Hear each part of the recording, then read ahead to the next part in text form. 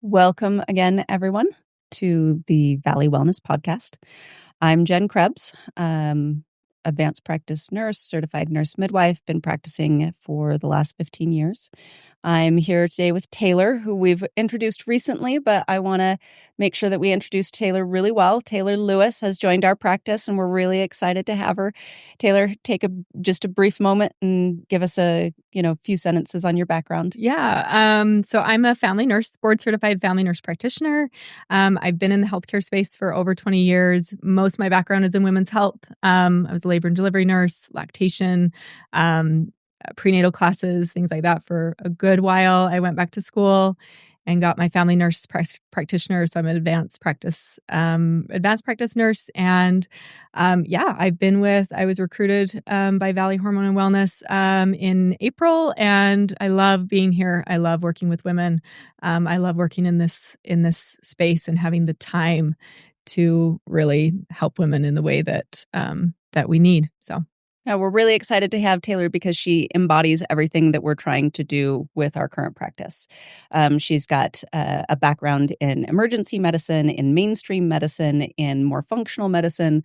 And as we take care of each individual person, we're trying to be able to help them with the type of care that they're most comfortable with, but also a very holistic, comprehensive approach that isn't limited to mainstream or more functional practices that incorporates all the knowledge that we have in medicine and addresses that person and their specific needs. So we're really excited to have her with us. Thank you. It's been awesome to be here. So we are talking today about a hot topic, a big topic. Super hot. Yeah. Weight loss. Weight loss. Yep. Yeah. So what we do is we go through commonly asked questions by our patient population and common problems and concerns that we see in our practice that we think are really important to address with the general population. So the first question that I have is, what is a healthy weight? Why is weight so important for my long-term health? What kinds of long-term problems are associated with being overweight? I'll start. So, unfortunately, obesity and being overweight in the U.S. is just a really huge epidemic. About 40% of adults are overweight, and we're seeing it more and more in our adolescent and child population too. Close to about 20% of children have childhood obesity. So, again, it really is a health epidemic. And I think in the past, we looked at obesity as a willpower issue. And I think we're moving away from that and recognizing that it is a chronic multifactorial condition. It's related to our socioeconomic environment, our genetics, our psychological factors, and lifestyle is a component of that. But I think when you ask the question, what is a healthy weight? That really depends on the individual. And in the U.S., we generally look at what's called BMI, so your body mass index. We look at your height, we look at your weight. We plug you in this category of being, normal, obese, moderately obese, et cetera. And we're not basing that off of what that number is really telling us and what your body composition is. I often joke that according to BMI, The Rock is obese, right? Because he's got this mass amount of lean body mass. And, so for his height and weight, he's morbidly obese. And yet, that just obviously is not true. So it's really about body composition and what that number on the scale is made up of. So we're talking about lean muscle mass. We're talking about visceral fat. We're talking about skeletal muscle mass. And what is visceral fat? So visceral fat is the fat that's around our organs and our tissues. It's not necessarily the fat we see that is so it's unappealing when we wear bikinis. Yeah. So it's not the fat that we can pinch. It's internal and it's surrounding our organs. And it's actually the fat that we develop first. When we start to gain weight, we develop visceral fat first. In fact, we may get to this later, but sleep apnea, it is because our tongue is an organ and we actually gain visceral fat in the fat cells of our tongue that can cause that obstructive. Thank you, Taelor. That's really gross. Yeah, it's really gross, right? But super cool and interesting. So, so that's what visceral fat is. Yes. Yeah. Yes, it's true. And it's one of the better indicators of long-term health and longevity. Yeah, chronic diseases. And is absolutely not represented by the number on the scale. Absolutely. And that's something that we really like to emphasize with our patients. For sure. The number on the scale isn't what matters. It's the amount of muscle that you have. It's the amount of visceral fat that you have. Right. Right. And it has that higher propensity for chronic diseases. Yeah. It's the abdomen that's really, really stiff. You may see in older gentlemen, that just have that really stiff midsection. It doesn't jiggle as much. That's more of that visceral fat. And again, that you can see, but for most people, visceral fat is, surrounding the liver, surrounding the organs, and again, a higher affinity for cardiovascular disease, type 2 diabetes, and so forth. Any inflammatory condition. Right. And really the byproduct of glucose instability and insulin resistance. Right.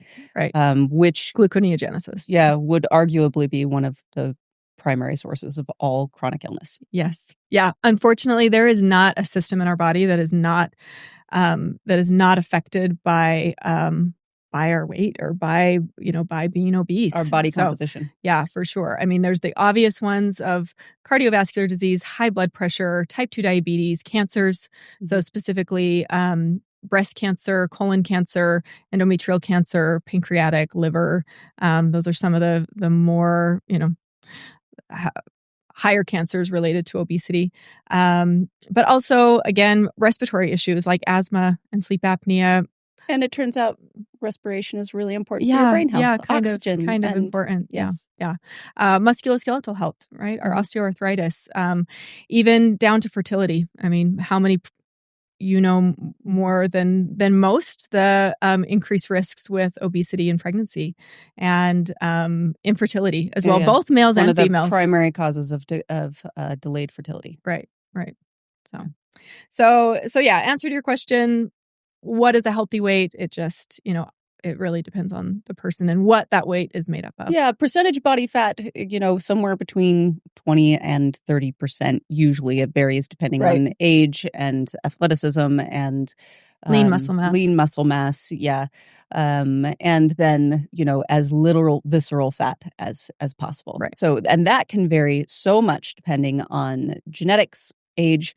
But generally speaking, we are focusing on preserving muscle mass and improving insulin sensitivity and metabolic health, and the downstream effect that has on our risks for all the things that will have a dramatic impact on our quality of life and will eventually kill us, right? Cardiovascular disease, diabetes, osteoporosis, dementia. Right. I mean, obesity, generally speaking, can decrease our life expectancy by roughly 10 years. And, on another note that I feel like we don't address enough in medicine, it impairs our ability to interact effectively with the people we love. Right. I mean, our mental health too, for sure.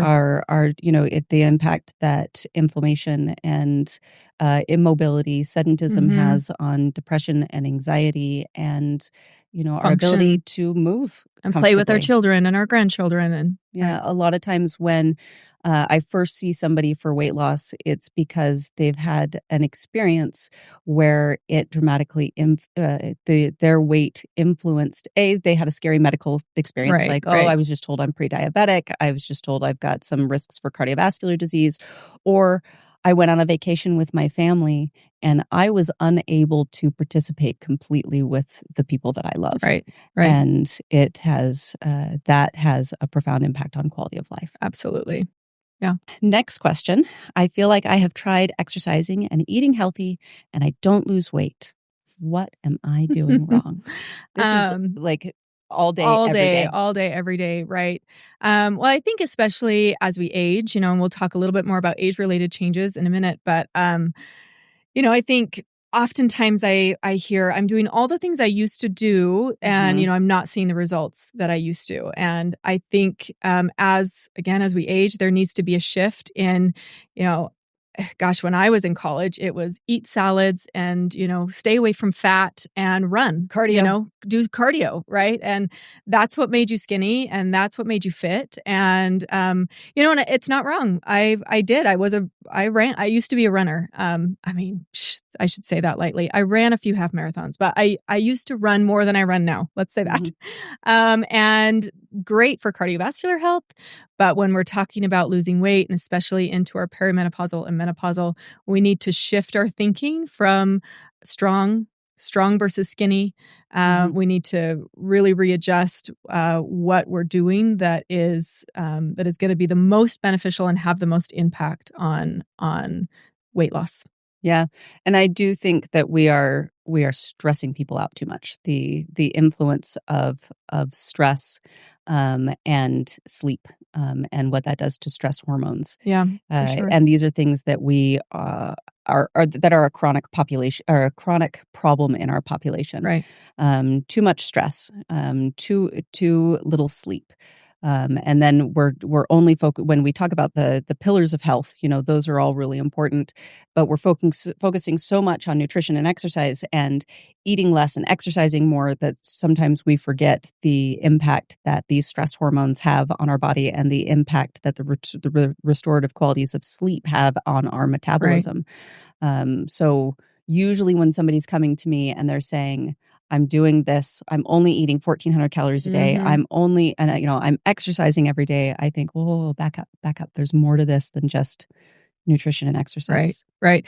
And our bodies are very smart. And when we get into a starvation mode, it's like, whoa, and our metabolism slows down. We hang on to glucose and store it as fat because, gosh, we don't know when we're going to get more of it when we're in a caloric deficit. So often when I, go through and, okay, what are you eating in a day? I have often said to patients, you're actually not eating enough, which I know sounds scary and stupid, but it's true. We need to fuel our body appropriately for adequate weight loss. And there are age-related changes that occur. So even if we are eating the protein and lifting the weights and doing all of the things that we're supposed to be doing, there are changes with our metabolic health. There's changes with our insulin sensitivity. There's changes when it comes to hormones. Talk about the hormonal changes. Yeah. Let's talk about estrogen. Estrogen helps with insulin sensitivity. So when our estrogen levels decrease significantly, our insulin isn't as sensitive and we become insulin resistance, which I feel like is a little bit of a hot word out there. And we can explain what insulin resistance is in more detail, but there really are, there's really a lot of things that age-related that impact what our body is doing on the inside, even if we're doing everything we should be doing on the outside. Right. Getting adequate nutrients is really important for the way that our brain functions, the way that we build bone, the way that we build muscle. I do feel like for generations we've been creating women who are fragile and frail because we focus so much on on decreasing nutrients rather than the quality of nutrients. Like you said, the cardio rather than the muscle building. And muscle plays such an important role in the absorption of glucose to keep our glucose steady in our bloodstream so that our response to our insulin is more controlled. And that starts to become really difficult as estrogen and progesterone decreases with time, but also human growth hormone. These are things, the decline in these hormones impact our sleep quality, our ability to build and sustain muscle, our ability to distribute fat more equally so that fat starts distributing, specifically in those areas that we discussed that are the most dangerous for our long-term health. So we can replenish some of those hormones so that we can reduce the impact that has on our ability to build muscle, on our ability to respond appropriately to insulin. And then we can focus on these other things with lifestyle that we have culturally, within the general population and medically neglected, right? For various reasons, right? So when we talk about stress management and we talk about appropriate sleep hygiene and protecting that sleep architecture to reduce those stress hormones that contribute to insulin resistance. Right. Those will be a really important part. And generally, when somebody comes to me with this complaint and they say, I'm doing everything, I'm exercising, I'm eating right, I'm tracking my protein. Protein's so important for building muscle and for maintaining stable glucose levels. Usually when we pick apart their sleep and their stress, I find reasons why that might be a problem. Right. The next question we have is, I used to be able to maintain a healthy weight until I turned about 50, and postmenopausal, now I'm doing all of the things and I just can't lose weight. And what really is happening there. And I think we kind of touched on several different things. One thing I often will tell my patients is, well, first of all, let's back up a little bit and define menopause, right? Mm-hmm. The average woman in the US will go through menopause between age 50, 52. But that doesn't mean, I don't really like putting this label or this definition on menopause, because in my opinion, menopause is just the dramatic decrease of hormones from our childbearing years. And that doesn't have to be age 50. It can be age 45. It's not a sudden threshold that you cross. It's a process. Right. And it can be different for everyone. But again, what happens is, we do have that decrease in estrogen. And so there are a lot of things that happen in our body that make weight loss really hard and make us gain weight more quickly. One of those things that I talk about is, how our body wants to really desperately has some life-saving measures to it. When Mm-hmm. something isn't right, our body goes, okay, what do we do here? How do we punt, right? And one of those is to maintain homeostasis is to elevate cholesterol levels and elevate fat cells, because high cholesterol and increased adiposity create really crappy inflammatory estrogens. So to try and, make up for the drop of estrogen, we get this nice little fat storage, this food storage, this estrogen storage, if you will, right, in our midsection. Incredibly good at withstanding periods of drought and famine as a species. Right.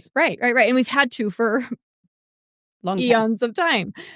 So it's kind of like a thanks but no thanks body, and we see this all the time in perimenopausal and postmenopausal women, where their cholesterol levels will suddenly skyrocket with the drop in estrogen.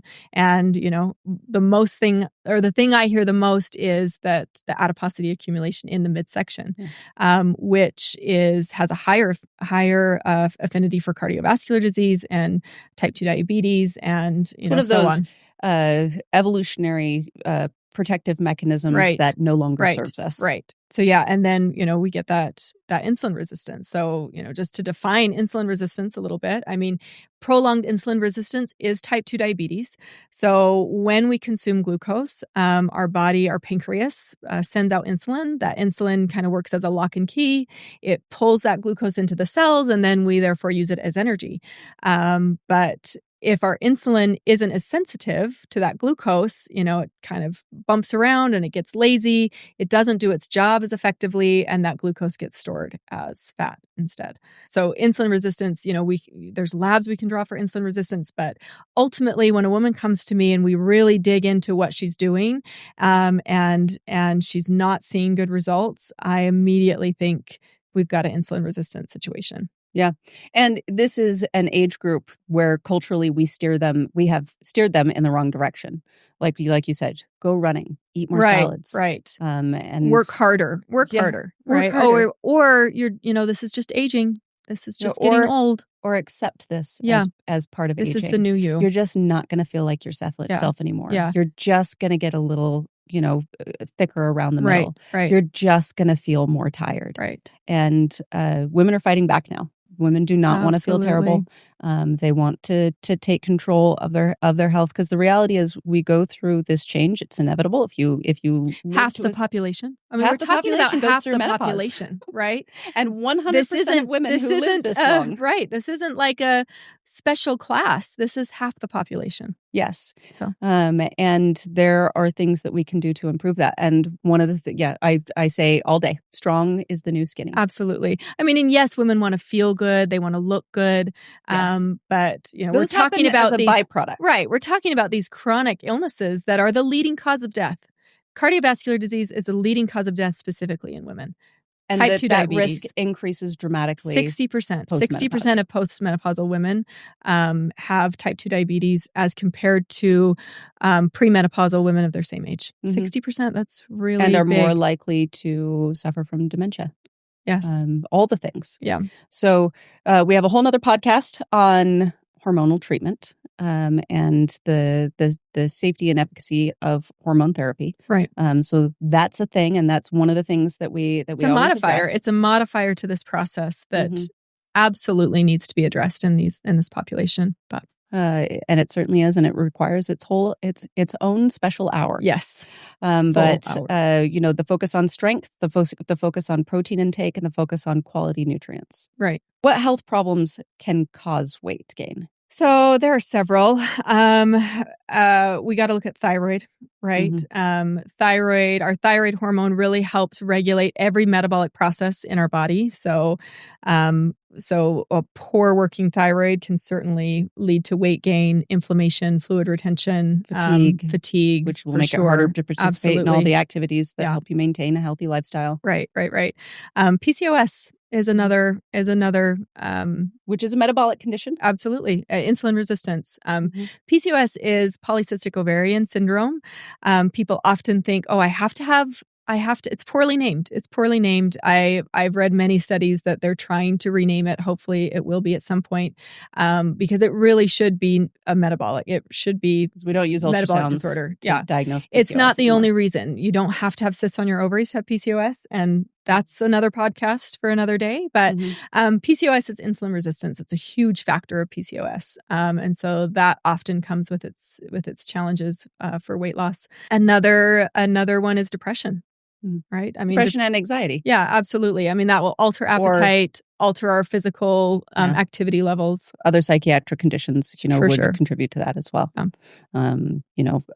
Personality diagnoses, OCD. Right. Lots of those. And then a lot of the treatments of those conditions. Sure. The medications associated with a lot of the depression. medications, and not to downplay the importance of those medications for the populations that need them. Yeah. But it is something that we need to deal with clinically. The effects that weight as a result of medications or as a result of psychiatric conditions has on long-term health, and how we need to incorporate those into the things that we factor into care for each individual. Right. I would also say things like nutritional deficiencies. One of the things we test for regularly is vitamin D deficiency. Yep.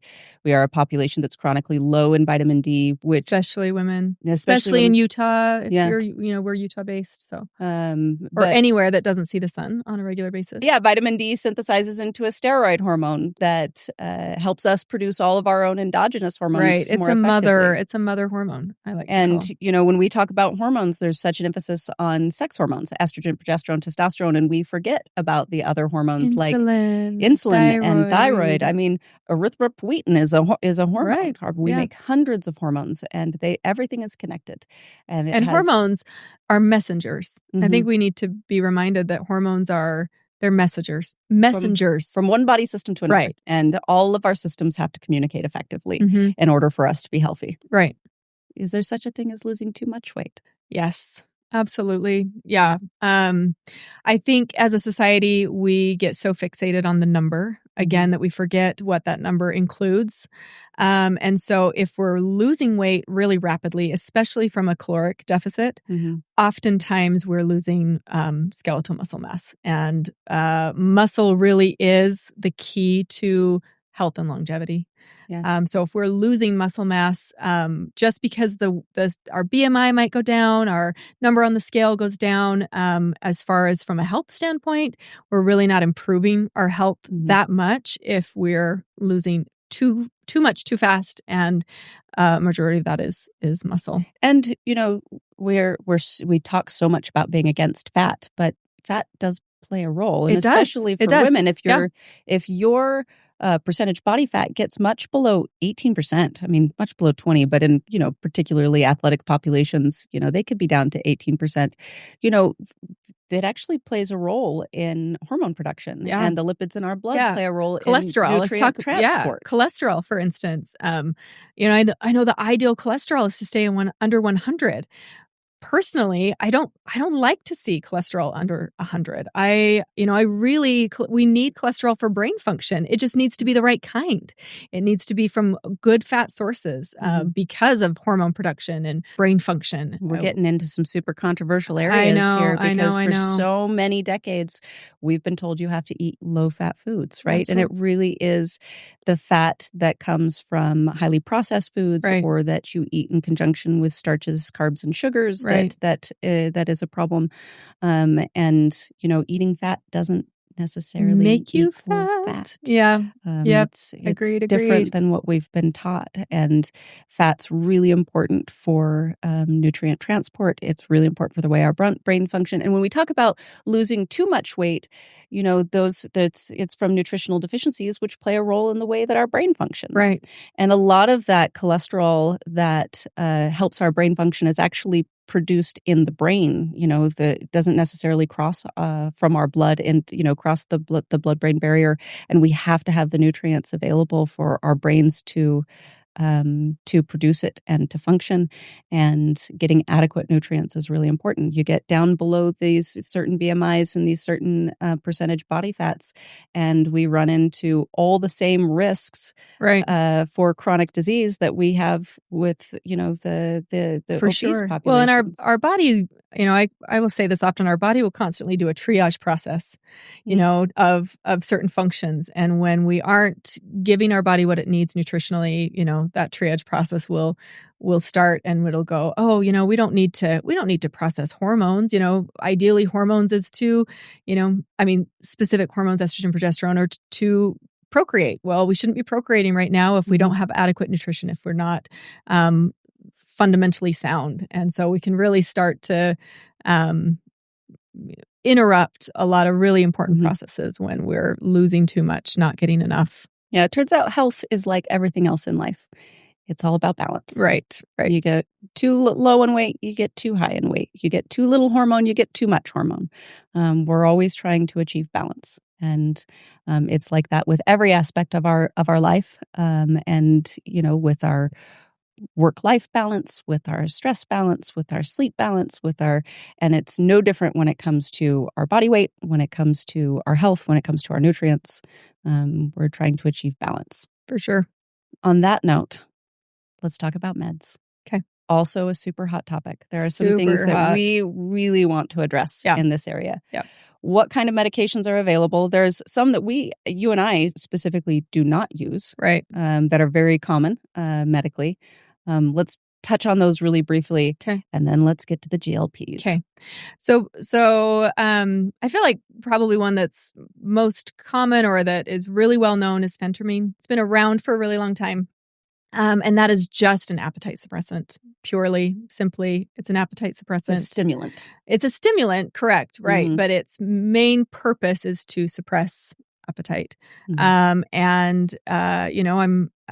It works. It works for suppressing appetite and increasing anxiety. Anxiety, absolutely. And decreasing, interrupting sleep and increasing heart rate and, comes with some pretty unwanted side effects. And doesn't address the underlying problem. Absolutely. And when you stop taking it, it stops working. And I think that's what we need to highlight in a lot of these medications is, unfortunately, weight loss is a $1 billion industry, right? Everybody is wanting the next best and greatest.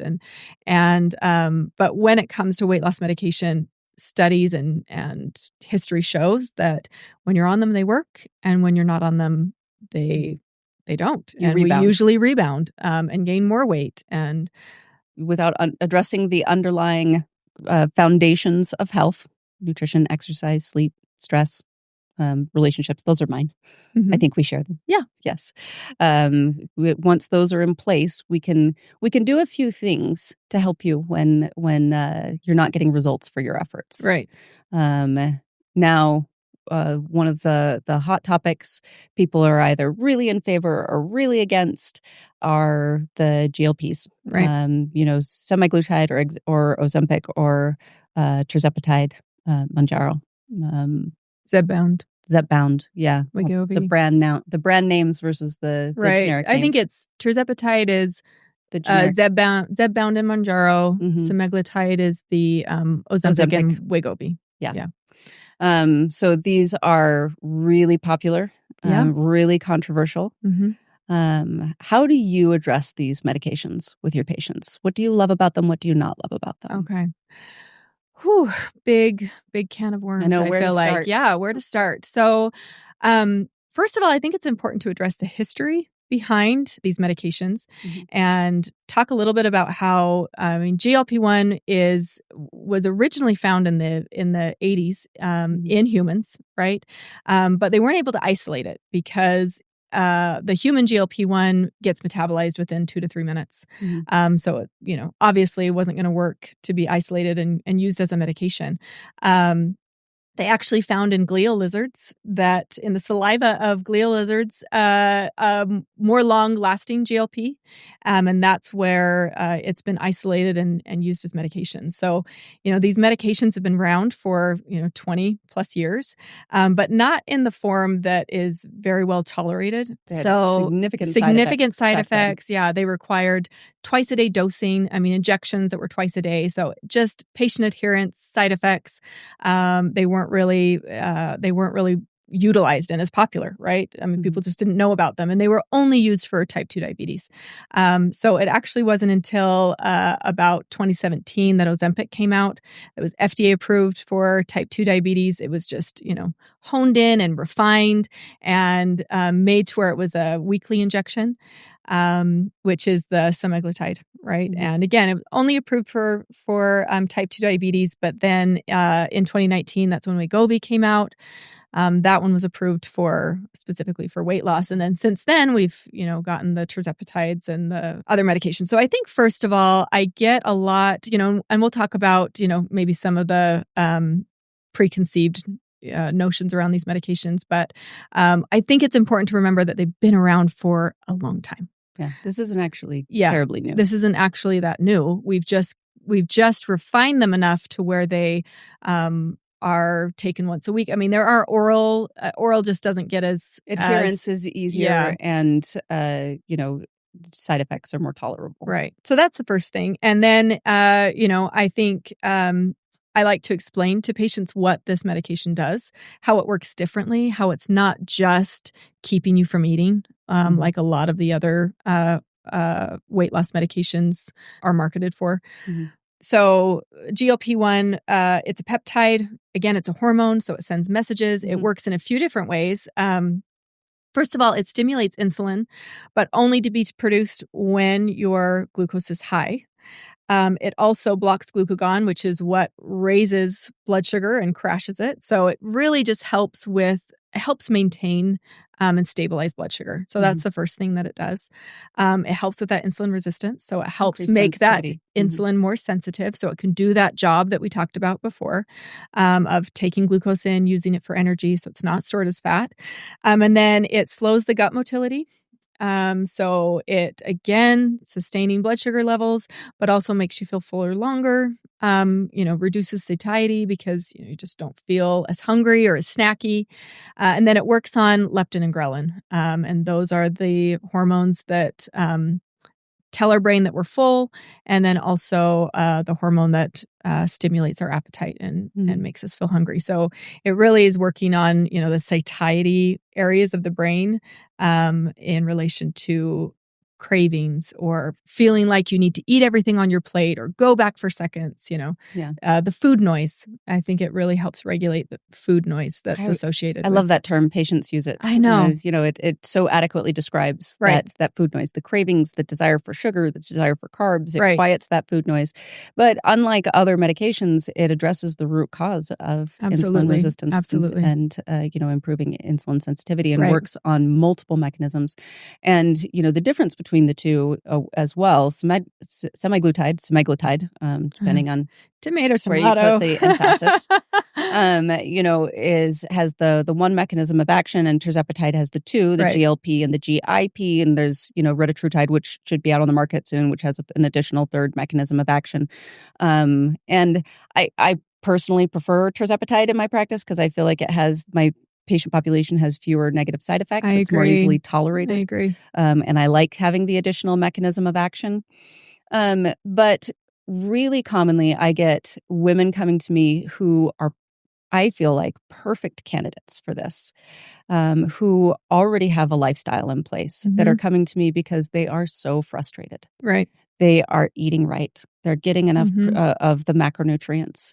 They're eating a whole food diet. They're spending the time exercising and strength training that they should. They've got great sleep quality. They're doing great with their stress management. They're leading these well-balanced lives, but they're just getting to a point in life where it's not enough. Yeah. And they're getting no results for all the effort that they're putting in.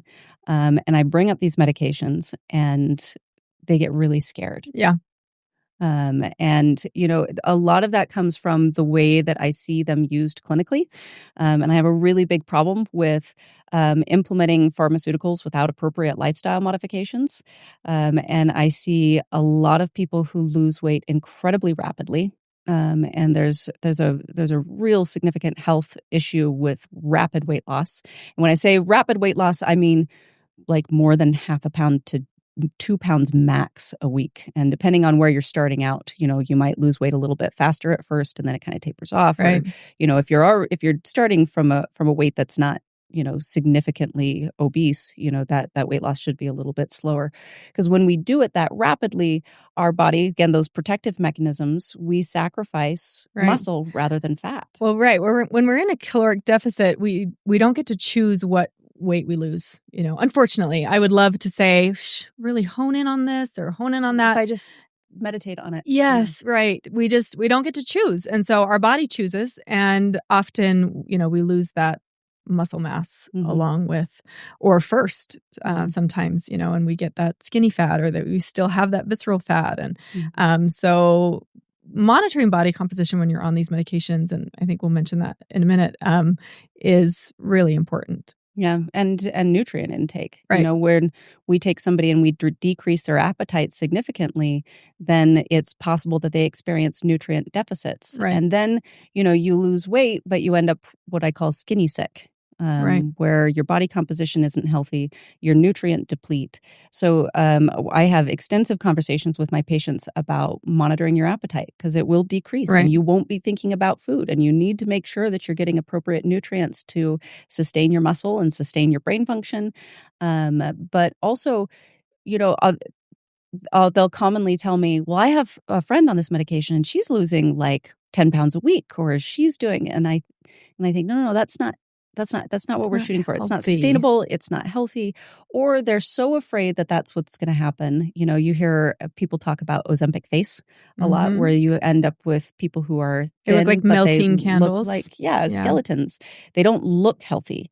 And people are really afraid of that. Or they're afraid of the weight rebounding significantly. And that is a thing. When you implement these medications at high doses with rapid weight loss without appropriate lifestyle modification, you end up losing weight really fast. You lose the wrong kind of weight, so your body composition is unhealthy.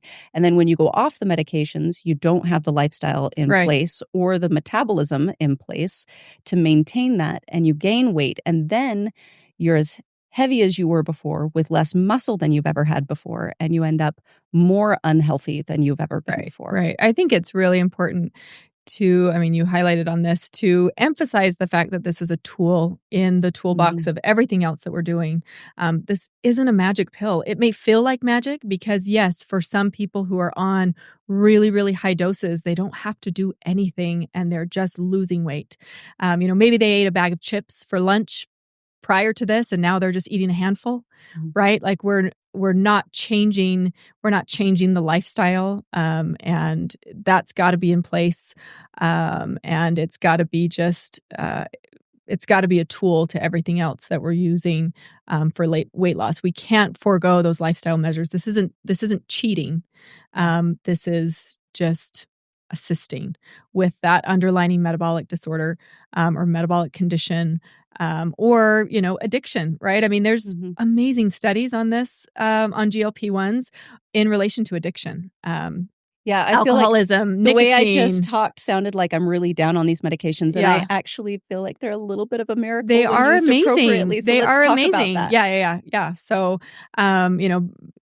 back to just addiction, like alcoholism, nicotine. I mean, because it's rewiring the brain and the food noise, it's also helping with other problems, other really significant problems, and not just weight loss, but again, it's got to be dosed appropriately. Yeah, improving the implications that impaired insulin sensitivity can have on our brain and on conditions of mental health and and addiction. When we address a lot of these underlying causes, it helps improve the way that our body functions in general. Right. And decreases inflammation. I was going to say that too. Inflammation is huge.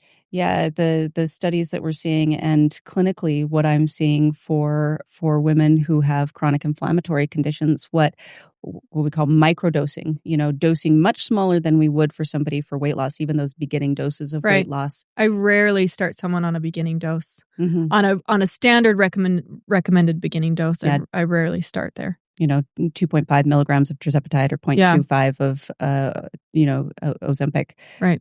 I'll start on much lower doses or just maintain on much lower doses, and what that does for systemic inflammatory conditions and what it can do for my patients who have MS or rheumatoid arthritis, ankylosing spondylitis, fibromyalgia.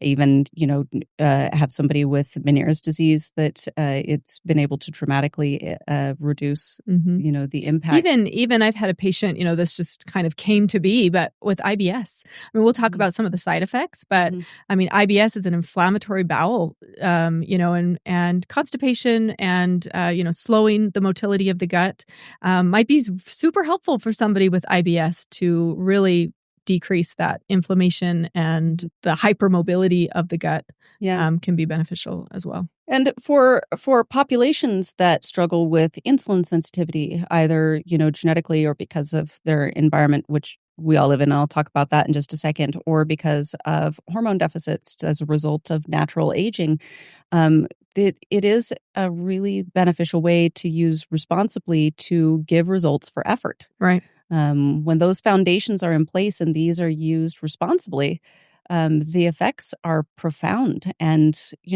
potentially life-saving for chronic illnesses. Right. And, the reality is that even if you're doing everything you can to live a healthy life, we live in an environment that is almost impossible to maintain. Very obsogenic. Yeah. To maintain optimal metabolic health. Absolutely. Our food supply has changed so much. What's expected of us as far as our activity and our stress. Responsibilities and the amount of sedentism that, a lot of us are required to maintain in order to work. We have our full-time jobs, to the amount of information we constantly need to be exposed to in order to function appropriately. We've got constant artificial light that's disrupting our sleep, that's disrupting our metabolism. Even if we're eating a whole food diet, the food supply has changed. We are getting whole foods that are picked unripe from somewhere else in the world, allowed to ripen on their way to us, which depletes the nutrient quality. Absolutely.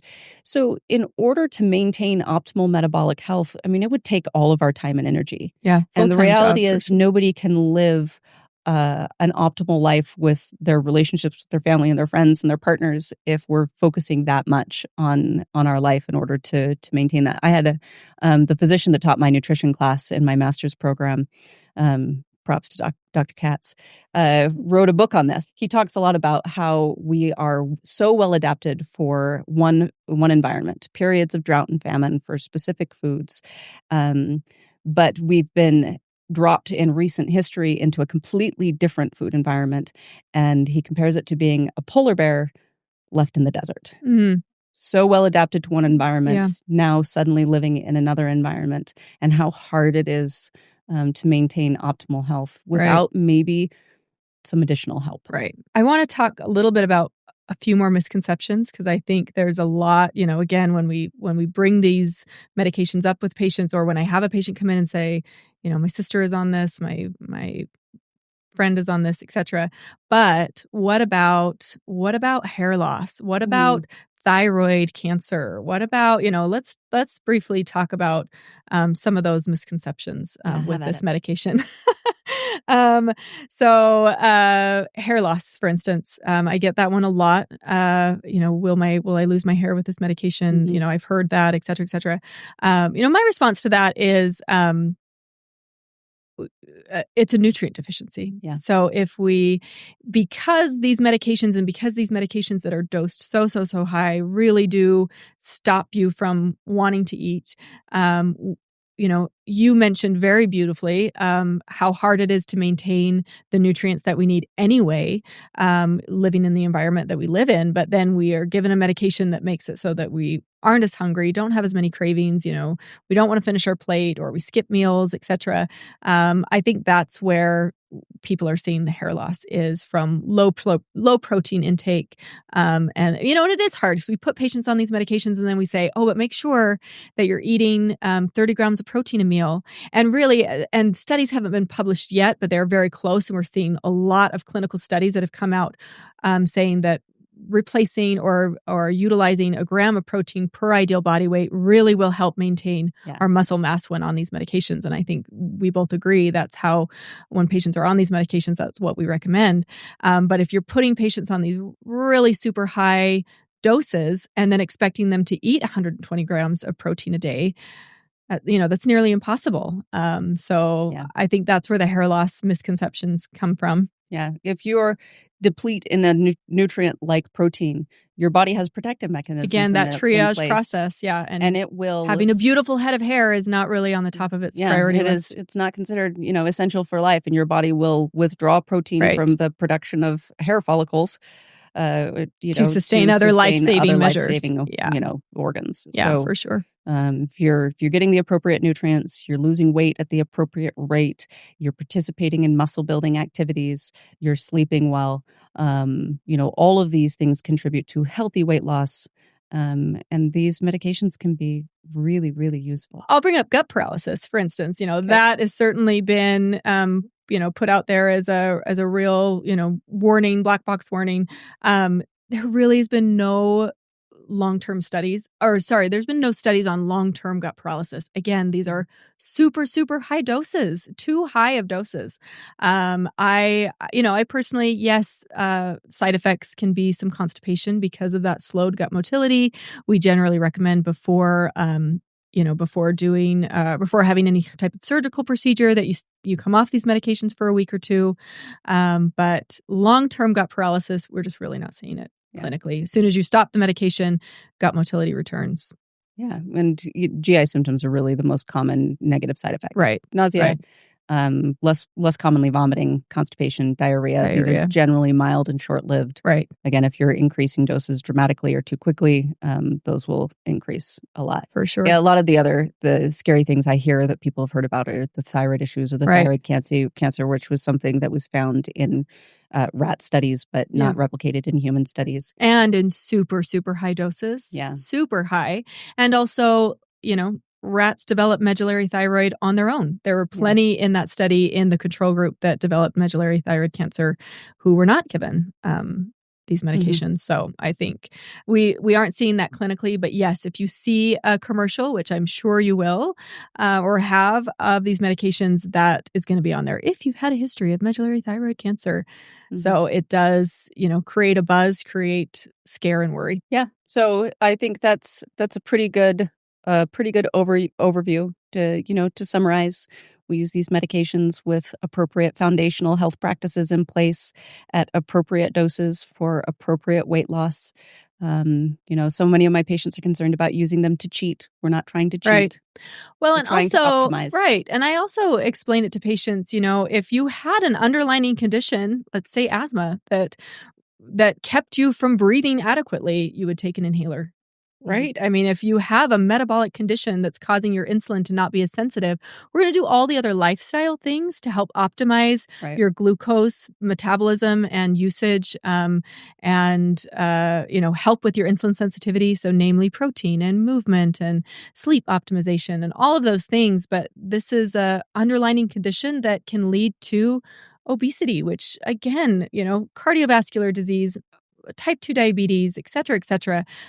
So, I think we need to really shift our thinking of, this is not cheating. This is working on being metabolically healthy. And I think it's important to see a healthcare provider for these medications. There is the ability to purchase them online and to look up the dosing schedule on Google and dose these yourself. But I think that's where we get a comprehensive laboratory Absolutely. Evaluation of your endocrine, your thyroid, your metabolic health, your nutrient deficiencies, all of these things are really important. And that's something I see really common. Right. People will come to me and they've been on these medications and I say, well, do you have your last labs? And they say, oh, well, nobody drew my labs. Right.